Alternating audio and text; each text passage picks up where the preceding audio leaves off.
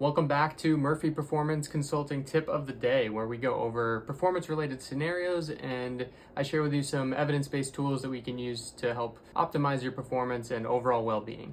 So the Masters Golf Tournament is underway today. I'm a huge fan of watching golf and playing golf. Some of you may not be, but it's one of the most important golf tournaments of the year. It's a once-in-a-lifetime opportunity for some people. Some of these players might not even play in this tournament ever again.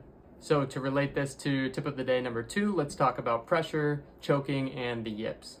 The magnitude of pressure that an event has on you comes from many places. Your expected performance from yourself and others, certain narratives that other people or yourself have about you in this specific event, it always does well, or always plays poorly, or you got lucky that one time and this is your chance to sort of prove everyone wrong. Your parents, a scout or label might be there. Your financial stress might play a factor in this.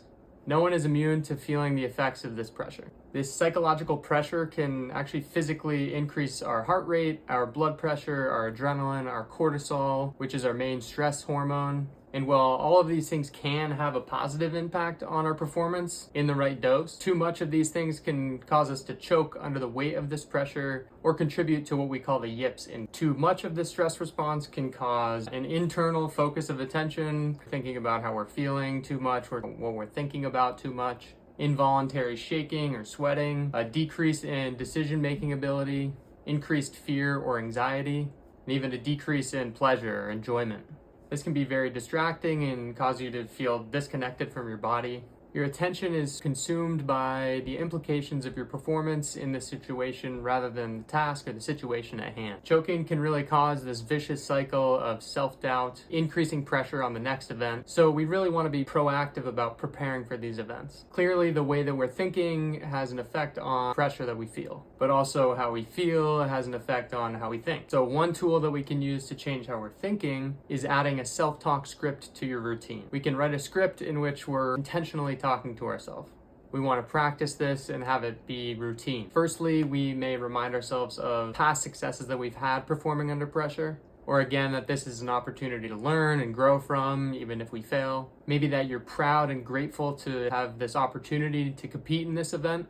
And then you might finish with words that can cue feel and trust, such as, I can control only what I can control, or I trust my game. All of this needs to be very personalized and meaningful to you. This is just an overview, an introduction to what a self-talk script is. So what can we do to use our body to change our thinking and how we feel and perform? One evidence-based tool that we can use is diaphragmatic breathing. We can actually manipulate our diaphragm in a way that lowers our heart rate and our blood pressure. The following information is from Harvard Medical, as this breathing exercise is actually used for patients who have COPD.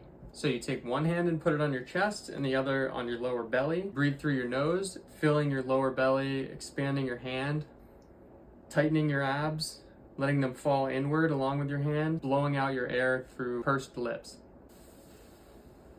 You can practice this method multiple times a day, 5 to 10 minutes per session. It can be a really reliable tool and the effects will just happen more quickly over time. All right, that's it for tip of the day number 2. If you have any questions, comments, suggestions, please comment them below or check out my website in the link in my bio. Tune back in tomorrow and we'll go a little bit further into what we call the yips.